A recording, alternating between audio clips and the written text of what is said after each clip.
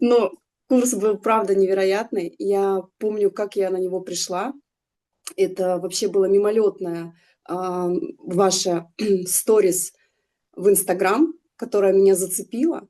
И оно вот так вот как-то пошло, пошло, пошло, и все. Я никогда вообще с этим не была связана, не увлекалась, не знала вообще, что такое есть.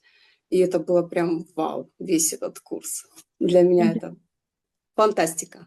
То есть если сейчас я уже в период, я увидела, что насколько тут такие все классные, крутые, уже имели какие-то познания в этом всем, то для меня это было вообще все просто абсолютно новое.